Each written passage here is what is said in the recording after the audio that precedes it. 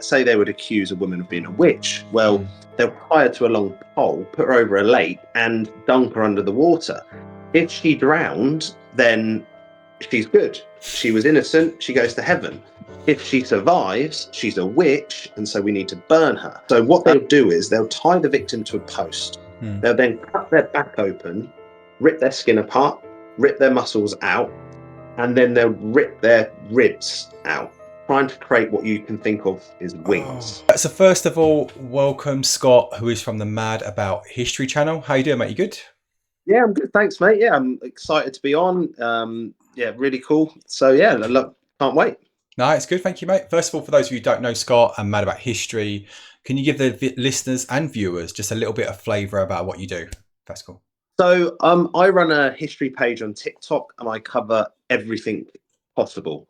So I cover everything from medieval history to ancient Greece to Japanese, you name it, and not just different, stuff like what your normal history from schools, but I cover gruesome history, serial killer history, you name it, I cover it. It's. I like to.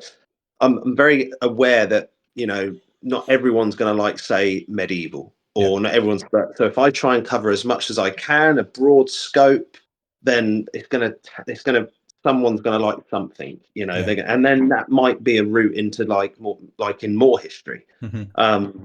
So that's the sort of what I try and do, and I try and do it in a easily digestible way. I try not make it not too complicated. It's just, obviously, TikTok is what it is. Yeah. Quick firing, under 3-minute videos, which just give you the information, and they run with it, really. Well, that's exactly what I mentioned. So I've seen a lot of your TikToks, and I've seen them, and it's just like this. I have zero knowledge. Well, I have some, but like it's very limited in comparison of knowledge around historical. But I thought it was just really simple. It caters to all needs, as in it's not just you can go high end, but it's just really simple information. And I can see you just trying to educate everyone. And and it's great to see a passion in that as well, which is good. Always good to see. But we're going to go straight in, right? So it's Halloween season, right? And I like your videos, right? And I know obviously you're going to have some gruesome stuff. You've already mentioned serial killers, gruesome stuff. What does it mean to you, first of all, about Halloween? Because obviously, is it special to you, or is it just? So I love fancy dress. I love dressing up. Like, I do cosplay as a side thing with my mates. I go to Comic Cons. I've got friends that do Red Dead Redemption cosplays. Nice. So the whole thing of the whole Halloween parties, dressing up, I love it. Yeah. And obviously there's the history side of Halloween, which is cool, and everything. It's just, for me, it's just a very interesting, you could call it holiday, or festival. It's just cool. Everyone's having a good time, parties, and it's just, it's a great time to watch horror films, because they always seem a little bit more spooky when it's around Halloween and stuff like that. It's just a good holiday, I think. Yeah, and I think obviously, like, we think everything recent, like within the UK, we've had a lot more focus. You think 10 years ago when I was younger, it was Halloween, it was great. You just did trick or treating every so often, but now it's a big event. But can you take us on a historical journey back to how it started, right? To how did it come about? What was it? So Halloween has so it originates really back to ancient Celtic. So it's Britain. So 2,000 years ago, around 2,000 years ago, not too sure. We know it was practiced 2,000 years ago, but we don't know sure when it was sort of originated. But it's around the Celtic time. And there was the Festival of Samhain. And the Festival of Samhain was at the end of October. And what it would do is, the Celtics and the Druids and stuff believed that around that time, the boundaries between the realm of the living and the dead got a little bit hazy, got a little bit, it was a bit weak. And so they believed that on that night, on that day, spirits would come back. And so they would celebrate by lighting bonfires and dressing up as monsters, using cowhide, horns to scare off the ghosts. So that's the Festival of Samhain. So then we've got, in the year 43 AD, the Romans took over Britain. And for about 400 years, the Romans ruled Britain. And so obviously cultures mix and things mix. Now, the Romans had a festival called what's the name of it? Ferileia, and that was the festival to commemorate the dead. They also had a second festival, was the Pomama, and that was a festival to celebrate the goddess, who was the goddess of fruit and the goddess of trees. And that's why they think also, in her particular instance, that's why a lot of Halloween you see people bobbing for apples, and they think that links back to that part of it. But historians believe that this festival of Samhain and these two Roman festivals over that 400 years, because they were sort of around the same times, started to weave in and out and started to become sort of, intermingle. Then after around the 4th century, after in the 4th century, Rome adopted Christianity as the main religion. That started getting pushed more and more. And then in the 7th century, you had Pope Gregory III, and he decided to make the 1st November All Saints' Day, a day to celebrate saints.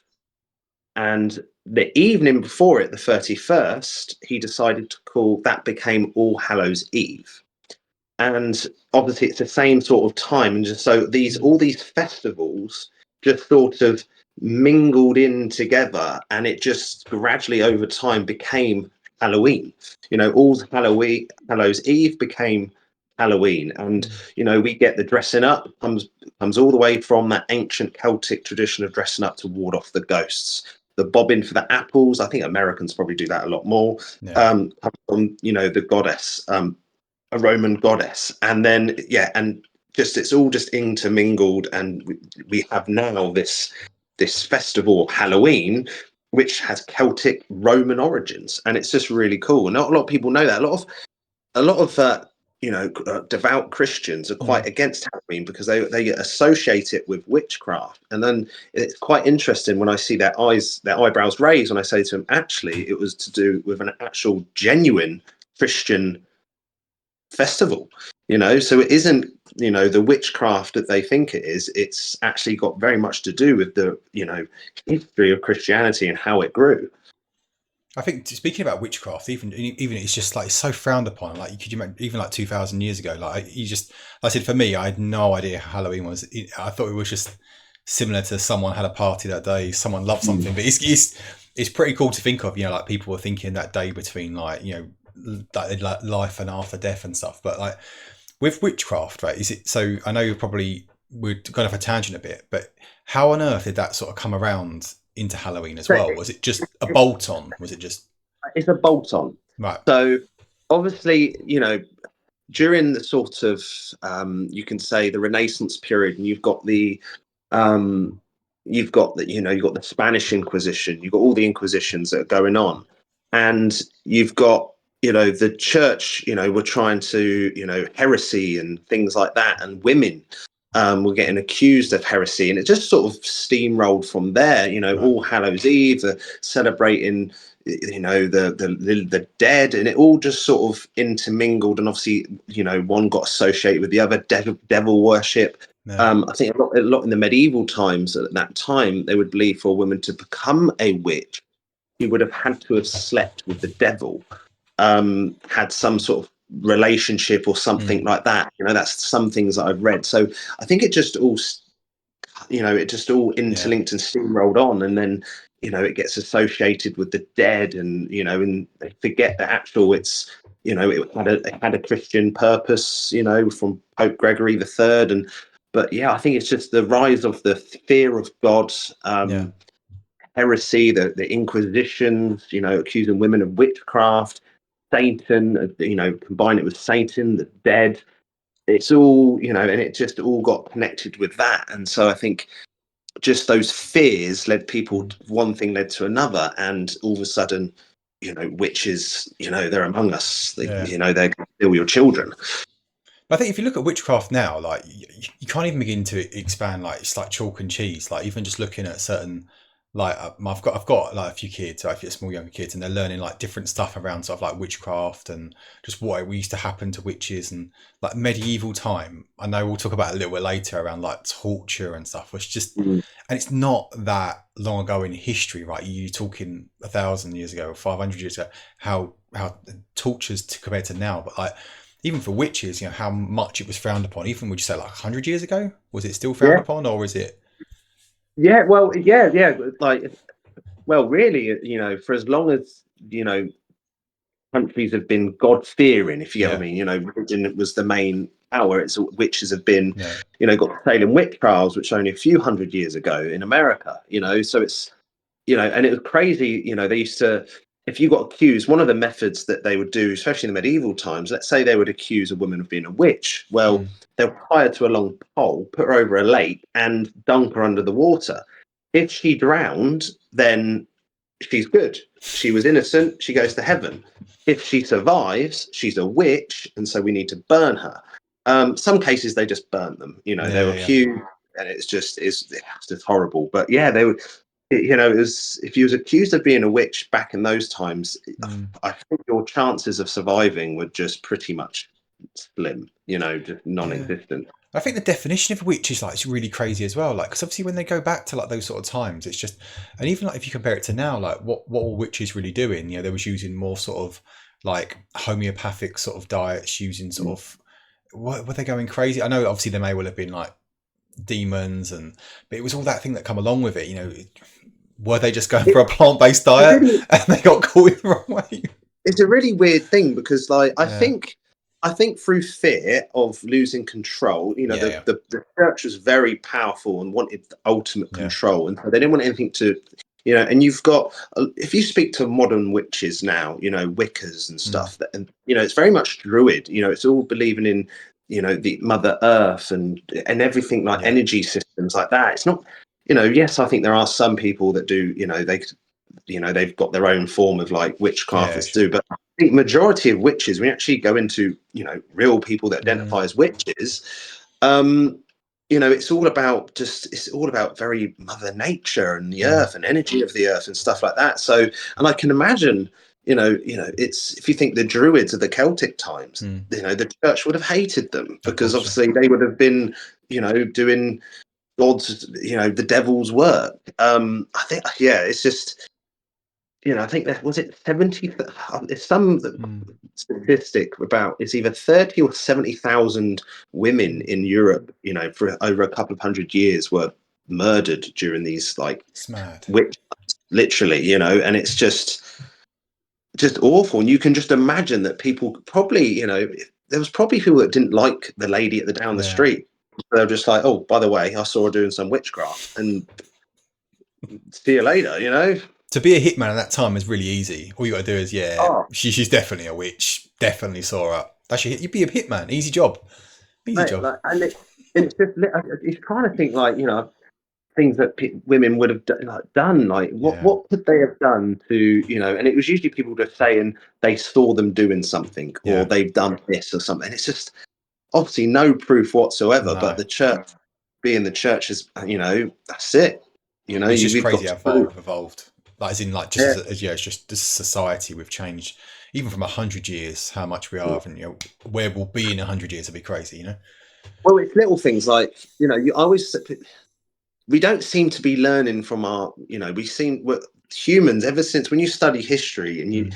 and you go a wide breadth of history, you just realize how evil and Yeah. sadistic humans can be, and it doesn't seem to be something that's letting up at all. No. People say, oh, they were awful back in the Middle Ages and stuff. And I'm like, yeah, but you hear horror stories of things that happened in Vietnam. You hear Yeah. horror stories of the Mexican cartels and and the stuff that they do, and that's now. Yeah. It's like humans. I think that's the question. I've asked this a few times on lives. Mm. Are humans born evil? Is it nature or nurture? And it's quite an interesting question. It gets a Yeah. lot of mixed feelings. I'm still unsure of it because I hear things of, like, some serial killers that had amazing upbringings, Yeah. great upbringings, and they still turn out to be monsters. Yeah. And it's just like, is evil something that's you're born with, or is it just, where does it come from? Do you do a lot of research on like serial killers and stuff? Is it like a bit of Yeah, a passion? Okay. It never used to. So my degree is in ancient Greece and Rome. And then when I started my channel, I from the start, I thought, well, I don't just want to do that. I want to do a wide breadth. So I started doing other things. And then I did my first serial killer video was on Jeffrey Dahmer. Right. Yeah. And, one thing that is funny, if I do serial killer stuff and gruesome stuff, usually it's more women that watch it. Really? Yeah, What? and I think it all lends to that funny meme of like the girlfriend that loves watching serial killer documentaries while the boyfriend's hiding underneath the quilt, But yeah, so I did the Jeffrey Dahmer one, and it did really well. People loved it. So I just thought, you know what, I'll start doing more, and so I started researching into it more and watched that series Mindhunter on Netflix, which is awesome. And yeah, it just really blew my mind of just how many serial killers there've been, how sadistic serial killers have been. There's still some that I haven't done because I don't know if telling their stories are just that vile that I want to do it. But it's been quite eye opening. I think I went for a phase of just like wanting to learn. I know it sounds crazy just about serial killers. I think every guy, I don't know, I know it's a massive generalization, I just couldn't stop listening to it. And then I started listening to like people who are on like death row and stuff, like understanding their minds and their concept. And it was crazy. Like even like Dahmer, and was it the Green River Killer? Like in America, there's just Ted Bundy. Yeah, exactly. But then it comes back to your point. Is that nature or nurture? He had a great upbringing, wasn't he, Ted Bundy? Didn't he? Or it was an well, I don't. I'm pretty sure it was a pretty. It was average, upbringing. Yeah. Average, like, and so where did that? And that's a lot of people say it. I've seen the link between young boys watching porn, and then they get harder and harder and harder, and then that gets in that that like skyrockets, but. I don't know. It's like, and then you see some of the serial killers, and you read their backstories, and you're like, well, no wonder they turned into a serial killer. But I think everyone's got that in them. Everyone's got in them that switch to like that, to be able to flick that switch. But it's whether you act on them, and it's just. Well, we've all played. You play Red Dead, but I know you've probably played GTA. Obviously, GTA. How many times you've played GTA and gone around on an absolute killing spree on GTA? And you're thinking, and it's. There's no other way. There's no other way to play that game. It's just you run around with a AK and that's it. It was only about 2 years ago that I told my mum what that game was, because when I was about 13, I asked my mum to buy me that game. I told it was a racing game, and so she thought it was just a racing game, and you might steal a few cars. Then when I was telling her, oh yeah, you pick up prostitutes, you go on assassinations, you murder, she was like, what? That's in the good version. You wait till you try and break the rules. I think GTA's like crazy, it's just like you said, it's opening that concept, and it's you doing, perhaps we'll have less serial killers because they can do it more digitally, right? They can get that feel of doing it from that way, or we'll breed more because they'll have the lust for it there. It's crazy. No, it's mad. But that's what I was going to come on to about how you started. But it's good, obviously, like you're saying, I really think, they even sort of like serial killers or the real gruesome stuff, may well have been frowned upon by TikTok, but it sounds to you like they've obviously done really well. Like obviously it got you like a starting point and buffering of it. People seem to really gravitate towards the serial killer stuff. Yeah. I know if I do a torture video, I know if I do a serial killer video that it will get traction, people will like it. It's to the point now that I started doing like this torture method versus this one. Which one's worse? People love it. It's like, and then I get people. Or people in the comments saying, "Oh, that's not the worst. This is the worst." It's just, Well, that's what drew me in. I saw a few of your torture videos, and I thought, you know what, it's really interesting to understand. And obviously, I've really, as I said at the start, completely basic knowledge. I've got a small grounding. I've forgotten everything I ever learned in school, or bare a few bits. But it's good just to see, and it's obviously got a passion for it, but it's just good to understand from other people who've actually got a good education, understand of it as well. But we can't not talk about history, right? And I know you're probably going to chuckle a little bit. And obviously it's Halloween. Can't talk about Dracula, right? Because I know Vlad the Bad, Vlad the Impaler. So so 15th century Vlad the Impaler. He was So he was the ruler of Wallachia, which is now. I pronounce names really bad, and I get butchered for it in the comments, but I try my best. But it was Wallachia, but it's now modern day Romania, and he's actually worshipped in Romania. They they love him because he was one of the Christian rulers that helped stop the Ottomans from coming too much. The Turkish Empire coming into Europe. So he's actually looked on as like a saintly in some points. But he had a particular liking to impalement. He liked impaling people. And bloodthirsty, and his own people. Like there's a famous story of when the Ottoman, I think it was either the Ottoman Mehmet II or Mehmet I, and he's bringing his army into Europe. And so Vlad's got a much smaller force. And so what he did, he just thinks, well, let me scare him. So he impales a whole village. So everyone, men, women, children, you name it, you don't care. So, and he leaves them on the road, the whole village, apparently it was like a forest of people just impaled. And apparently as the Ottomans, this big, powerful army are walking up and they're seeing just these forests of people impaled, dead. And the story goes that they were just like, well, if this guy can do this to his own people, then what the hell is he going to try and do to us? And apparently they turned around and went home. So it's like the fear, but he had that, he was eventually killed, taken over.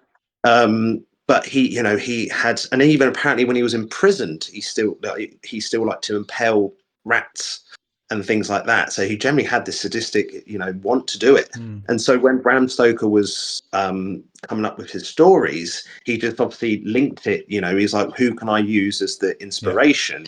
Well, I'll use this Vlad guy, bloodthirsty, and he become the inspiration for the Dracula character, vampires and stuff. And just so people know, like impalement was different for men and women. If you were a man, it went up your rectum, and if it was a woman, well, it went up the other one. There was a particular way for doing it, and they would usually grease the poles, but if they wanted to be, and if they were nice, they would grease the poles, and so that it would be quick. If they wanted to be horrible, it would just be very rough, and it would be a very slow. Well, maybe not as slow as we think, but it would be a slower death. How long would it take? Do you know, roughly, to die from it? There are some. So it's very much similar to the Judas Cradle, which is a Spanish Inquisition form of torture execution, where you just you sit on a pointed stool. But there are accounts that it could end instantly. It's just to hit the right part. Done. Yeah. Or it could take minutes, or it could take up like tens of minutes. It just depends on how greased that pole is. That is and horrific. How sharp. That is utterly horrific way to go. But he obviously loved doing it. He obviously, and like I said, it was a scaremonger tactic. He managed to fight off a whole army, thinking that if he does this, we ain't going to fight him. If he's mad enough to do that. Yeah, and it's not like and where have I put that? I've got my list of my top 10, and impalement I've got as number 6, but we'll get to that. Oh my god! Was he called Vlad the Bad, or was that his dad? Vlad the Impaler. He was nicknamed. I don't know if it was the Impaler bit came after actually, right? Or they gave it to him while he was ruling. But I can imagine it probably started while he was ruling because he just loved impaling people. It was a hobby. And to be fair to the guy, he was good at it. Yeah. If you do something, if you got good at something, just keep doing it. Look at TikTok. You're good at doing serial killers, just keep doing it. Oh man. Imagine his algorithm. Jesus, that'd be messed up, wouldn't it? To be fair though, it's probably the same as a lot of guys' WhatsApp group chats with their mates, I can imagine. Yeah, I can imagine. But it's crazy, like you said, how simple from Halloween it was. Really, just probably like an event. Just like an event at a certain location, it's built up. Similar to him, obviously, he's just a myth.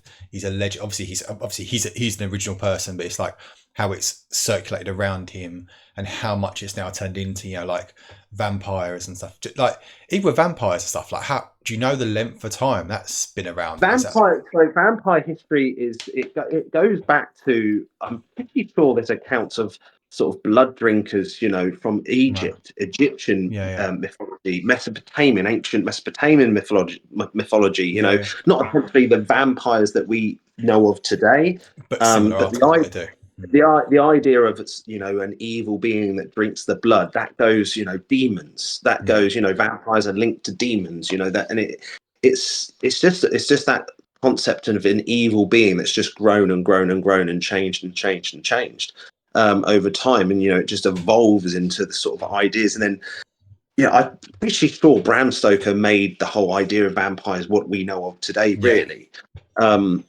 Commercialized it, really. So it's like it just grew and just grew and grew. It's crazy. Well, I think it's the reason I'm really fascinated by vampires. I obviously want to learn more. I do like them. One of my top 10 films of all time is vampire related, but I never mention it because I just get mocked and everyone's like, "What? Oh, what is it? What is it? I can't. Is it either Dusk Till Dawn? No, that is one of the best 10 minutes of the first movies ever. It's great, and then everyone's like, "What is this about? What?" Or is it Blade 1? No, that's a good film, but no, that's a good film. What is it? I don't know then. What? How? No. Oh no. Is it the original Buffy the Vampire Slayer film? Absolutely not, but I'm making me want to rewatch that now. That's a good film. I remember watching that when I was younger. I was like, "What is this?" Like, iconic. And the series, like, I had a poster of Sarah Michelle Gellar on my wall. Yeah. She was classic, wasn't she? She was legendary. At the time. I know, it's good. Right, so if you think of it in the comments, try and think of what vampire film it is then. That's what you need to guess. Need to guess what vampire film it is. It is... There's a love story in it as well. And it's, before you ask, it's not the one with like the vampires with the werewolves, whatever that film is.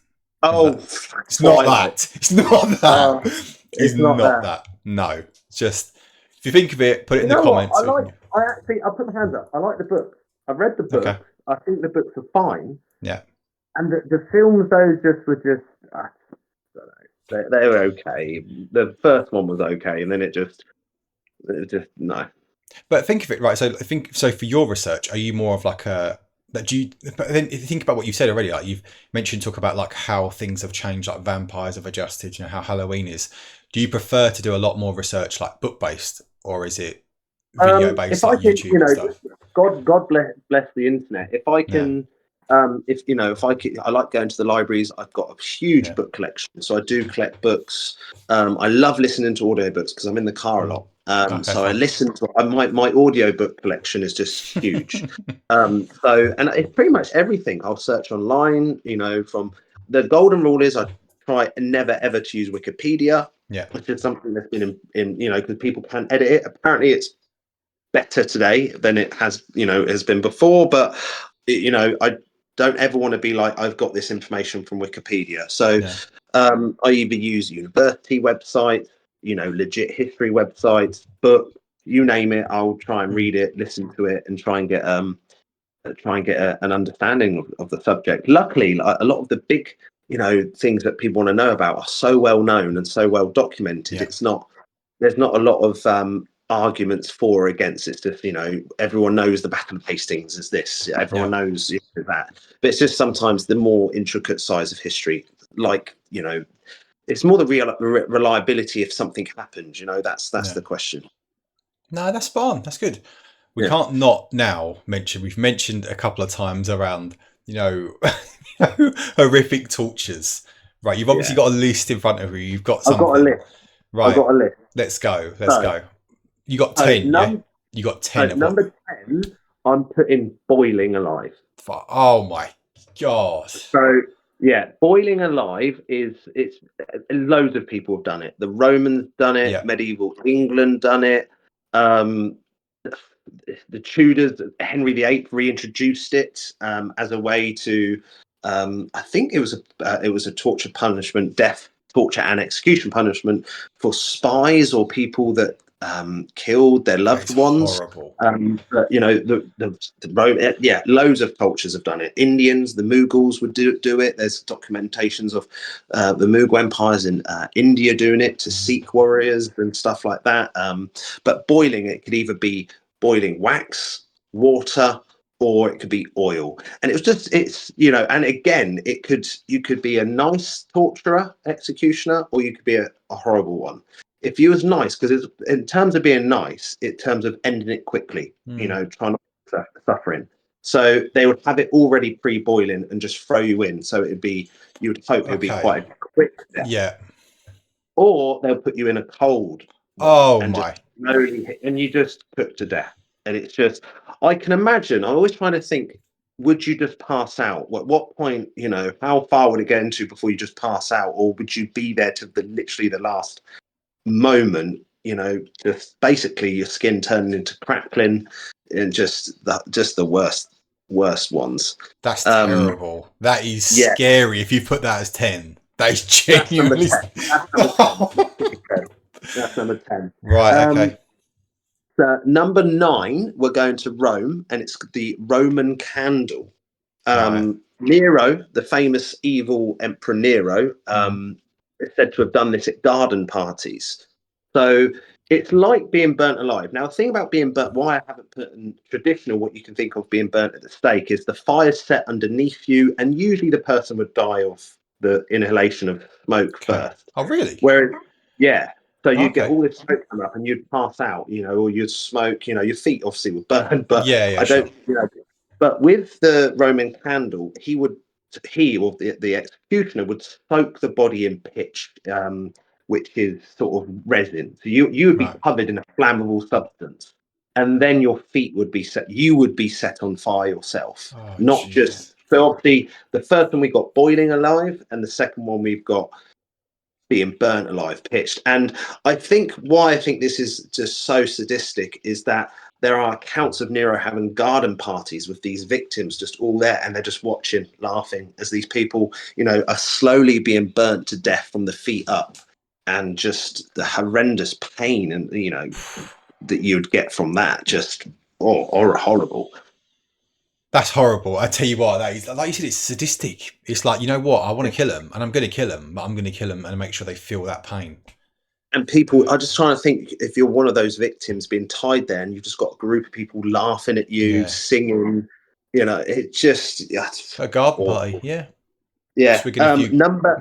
Number 8. Let's go number 8. We're going to go to the English hang, drawn, and quartered, which is probably one of the most famous because of films like Braveheart. William Wallace, he had it done to him.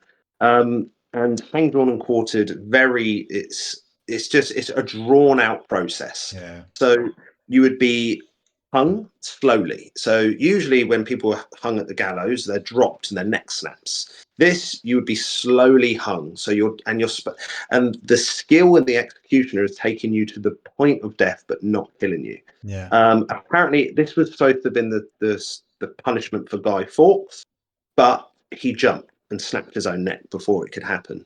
But if you didn't have that, you know, thinking to do that, you would then be taken to an inch of your life, then you'd be cut down. You could then be dragged through the streets and stuff like that, and stuff pelted on you.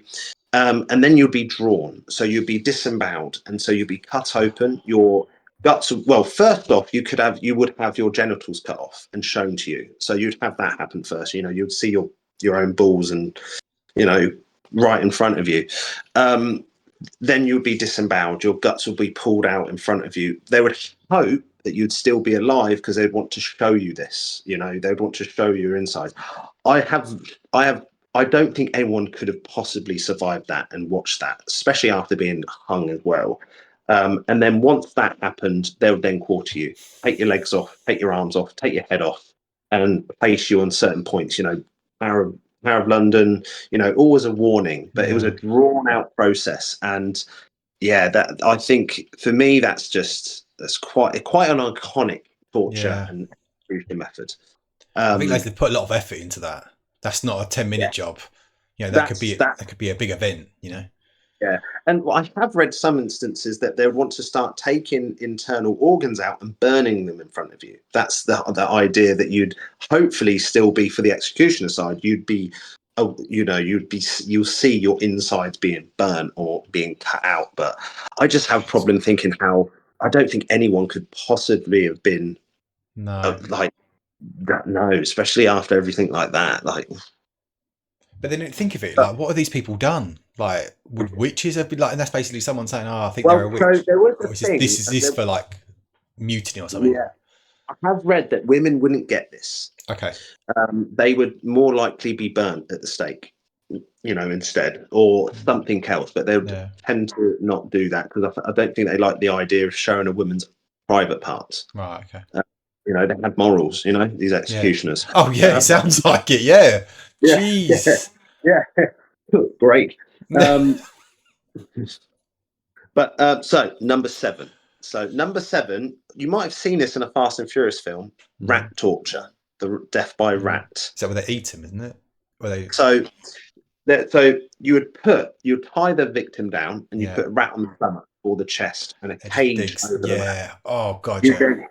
You then heat the cage or the bucket, and then the rat will slowly start to eat through you to get away. Now, one of the reasons why I've put this above the other 3 as well, because I know some people say about, that's not as bad as the others.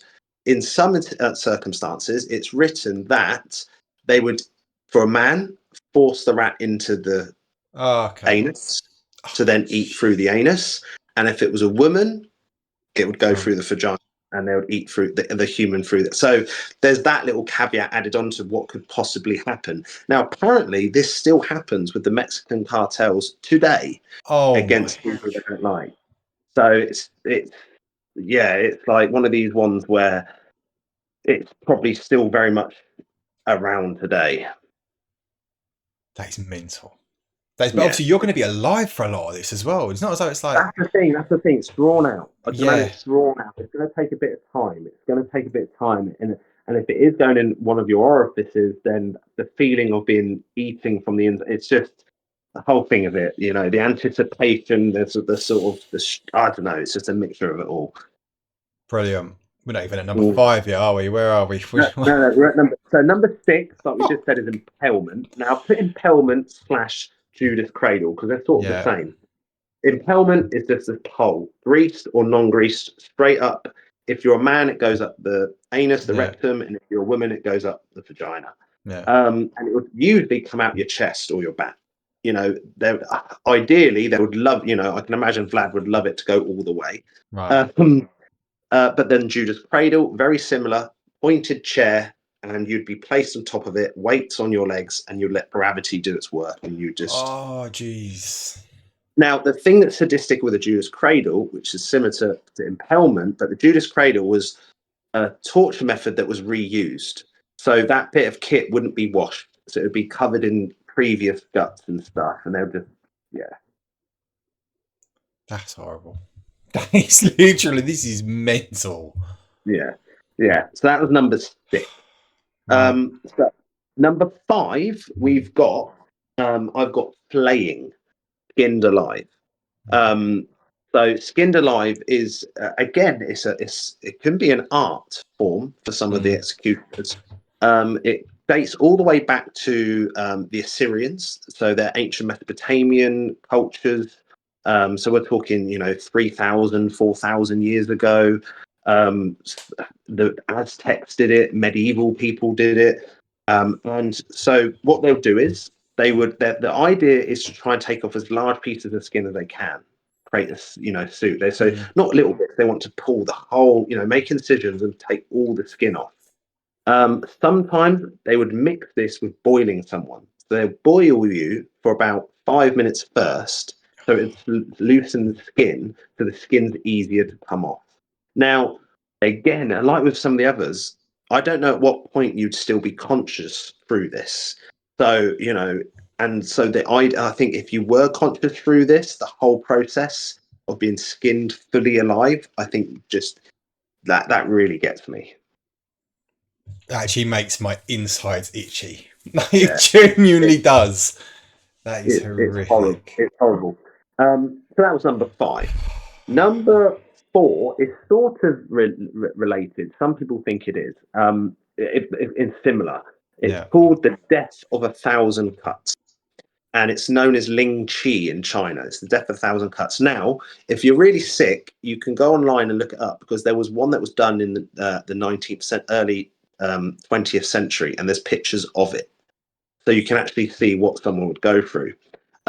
Basically, the executioner's goal is trying to cut the victim 1,000 times before they die. Right. Now, it's not just little cuts. We're talking taking things off.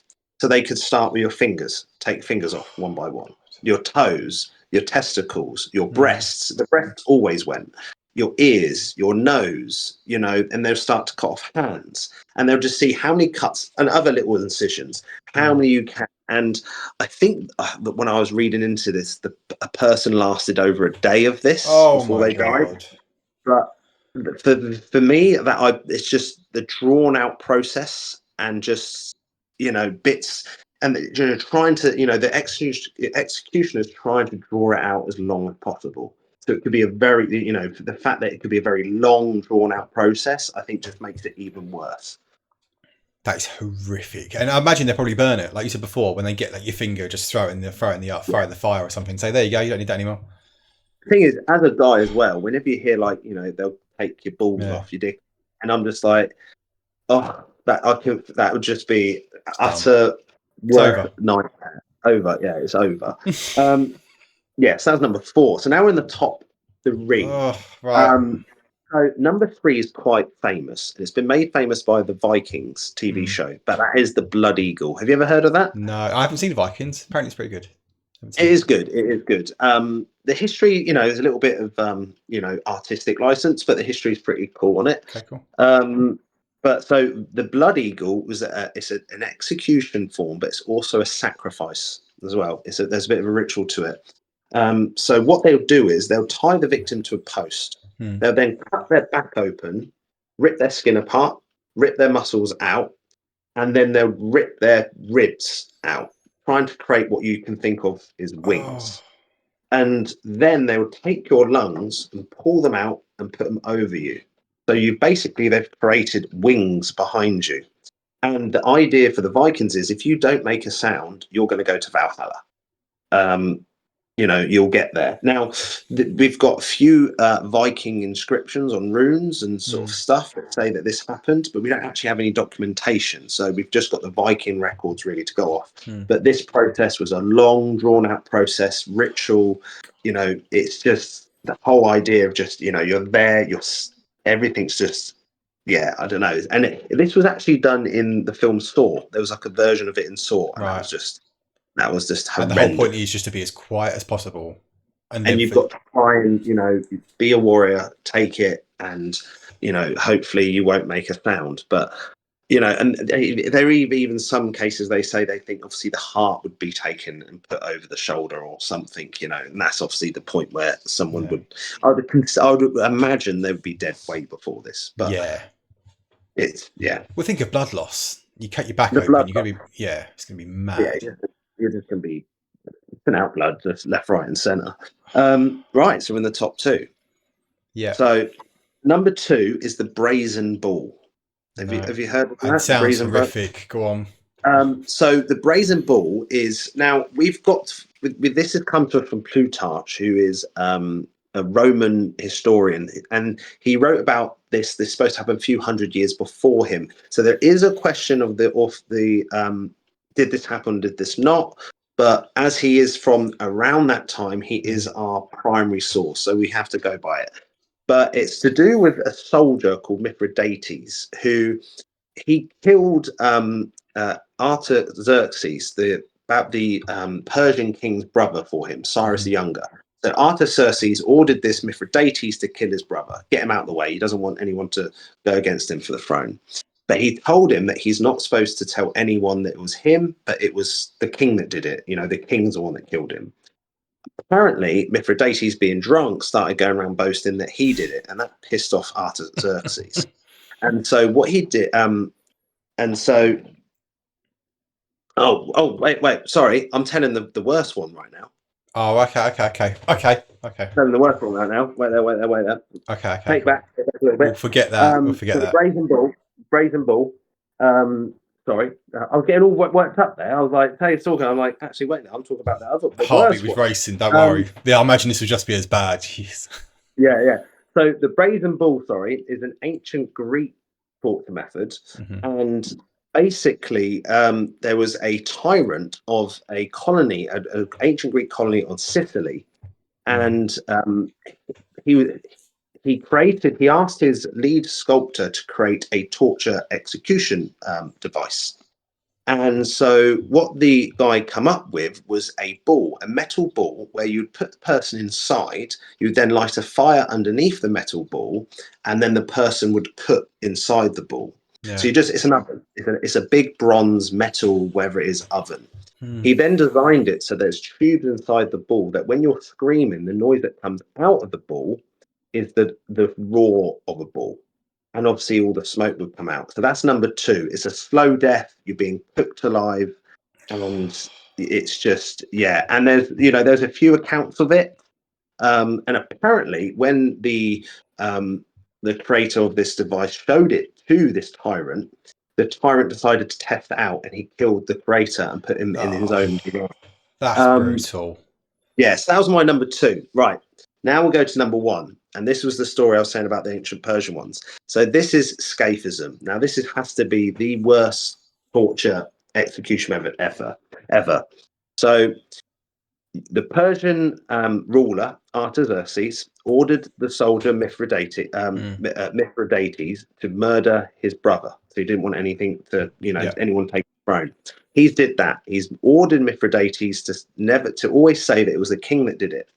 Mithridates gets drunk and starts boasting that he did it. This pisses off the king. So the king orders Mithridates to be put into a boat and another boat to be put on top of him. And his arms and legs are out and his head is out. He then gets put into the hot sun in the middle of the lake. They then cover his face in honey, so that attracts bees and wasps and flies and everything like that. And they then force feed him. And they keep force feeding him until he starts defecating inside the boat. And so slowly the boat's filling up with feces, and they keep feeding him. They keep doing it. And if he tries to stop them, they just poke his eyes with pins to, cause pain. And slowly but surely, you start to cause, obviously, infections. You start to, infections cause sepsis, gangrene. And so apparently this poor victim, flies started getting in, maggots started getting in, and apparently maggots and bugs were forming and growing inside of him as well as attacking him from the outside. And this is supposed to have lasted for 17 days. And at the end of the 17 days, when he died, when they opened the boats apart, he was completely eaten away from the inside out. So, he was spending 17 days in the hot sun, basically, being eaten apart by bugs, maggots, you name it. And that is, for me, the number 1 worst way to die ever. And that's scaphism. And there's only been one account of it happening, and it's this account from the Roman historian Plutarch. There is questions as to if it happened, because he lived a few hundred years after it. Right. But he's still what we could consider a sort of primary source, because he's still from that sort of era. But if it did happen, for me, that's got to be number 1, because it's just a 17-day torture, slow death. Yeah. I think I tend to agree with you. That is horrific. And obviously that's by far the longest out of all of them. Like you said, a couple of them is 1 day, sometimes 3 days. Yeah, I mean, that is horrific. That actually makes your skin crawl. That genuinely does. Well, literally, that's what he's going to feel. You're going to feel something. He must have felt the things inside him eating away, and just it's just. And obviously, there's the whole idea of the boat filling up with his own feces. He's just festering. It's just things are eating his face because it's covered with honey, and it's just. That is incredible. That is incredible. Thank you for that fantastic insight. I think I'll have to try and sleep at some point tonight. Well, that's Scism. That's my most viewed video. Oh, is it? Yeah, people seem to really like that. Okay, so talking about videos. So, what does the future look like for Mad About History? Like, what does it look like? Where do you see yourself in 6 months, a year? What are you got new plans or? There is a very slim chance, and I'm pushing for it. There is a chance that hopefully I might get my own show. That's the idea. So, I've been working with, I've done a full-on collaboration with the History Channel now, Sky History. I'm going to my second event with the History Channel, and their words are they want to get to know me more because they like my stuff. So I've been in contact with creative directors from the History Channel, and one of them wants to talk to me, and we might share ideas. Yeah. So there is my goal is to have my own channel. I want my own channel, and it could be something to do with this, where I look at different, gruesome history. It could be warrior history, something like that. Because when I was at a last event, I made a joke that Ross Kemp's getting old. We need a new bald man. So. It seemed fine. So the idea for me, my big goal is to get my own TV show. I'm trying to put together educational resources for kids to do in school. So I want to bring that stuff out. So I'm putting together my own sort of revision guides for sort of GCSE history. So I want to push those out. And then after that, it's just pushing out the brand, getting Mad About History out there a lot. I would love to write a book. I've started putting down ideas for it, but it's getting the time to actually put it together. But yeah, there's quite a lot of things, positive things in the future, I think. Mate, that'd be incredible. Honestly, I hope it works out. Like you said, we need a new Ross Kemp. You know what I mean? We need a new one. Yeah, there you go. You know what I mean? So where can people find you? So if you said to you, they've listened to it, they like it, and obviously, as I said from the start, you come across it's not overwhelming, because sometimes history can be really overwhelming. It's like, you need to know about Tudors, you need to know about this, and it's just like, it's too much. You try and make it really simple, really clear.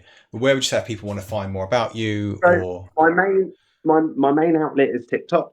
So Mad About History, TikTok. I'm now pushing the Instagram a little bit more. So and that's just again Mad About History Scott on Instagram. The TikTok's the main channel. It's where I do, like yourself, I do my lives and stuff. I do have the YouTube side, and I try and only put videos on YouTube where I go to places. So I'll go to I'll do a video, but I haven't been to anywhere for the last few weeks, so I need to get that going. I would love to push the YouTube Shorts, but I need them to expand those videos a little bit longer to maybe 3 minutes. But TikTok's the main outlet. I think 60 seconds isn't enough time, is it? Yeah, it's just well, it's got to be even under. It's got to be like 59.9. It's just, there's so much information. How do you engulf that into it? Well, that's the thing. Like, I want to do. Someone said to me to do. Why don't you just do part 1, part 2? But then, sometimes I know people might watch part 1, but they won't watch part 2, and it's just, I would just prefer to get a whole video out 2.5 minutes if I can out. But it is. I know it's short. Called short for a reason, so maybe I just need to do that. But I'm hoping, I'm hoping the YouTube side will pick up more. Instagrams is notoriously hard, but TikTok is, for me, seems to be the right platform for the algorithms to work and the interaction. Yeah, no, I think obviously, as I said, please make sure everyone go and check him out. So Mad About History on someone is Mad About History Scott. I'll make sure I'll put the links in all the description for it as well, and make sure we can have it. Please reach out to him. Obviously, you do lives as well. So I popped into your live today. So you do regular lives, just quite chilled, catching up. Is that more of like a, people ask questions about history, or is it just generally about you and stuff? Is it anything? People ask about history. Yeah, you name it. Life questions, political questions, stuff that's happening today. That causes quite a lot of debates in the comment section. But it's like just positive. I try and create a positive environment for everyone if I can. Cool. Yeah. But obviously the stuff you're talking about, they've pretty much had a horrific environment the last time on their vote. So positive from a negative. So guys, if you do like it, and obviously I've really enjoyed it, it's given me a real great insight. I would more than happy to know more about serial killers, because I know a smaller amount. So if you guys do like it and you do enjoy it, put in the comments if you'd want to see, as long as Scott's up for another episode just talking about serial killers. And just get them, or if there's another subject. But I think for me, that's as soon as you said that, caught my eye, thinking, got to probe a bit more before he's got his own channel, before he's got his own TV series. We'll never get old of him. That's it. That's the goal. That's it. The goal. We'll never go. I really thank you, first of all. Thank you for your time. Really appreciate it. And obviously, thank you for educating and talking through. So I hope you guys have liked it. As I said again, please make sure you check out that Mad About History channel. Great guy, great content. And I will catch you in the next one. See you later. Thank you very much.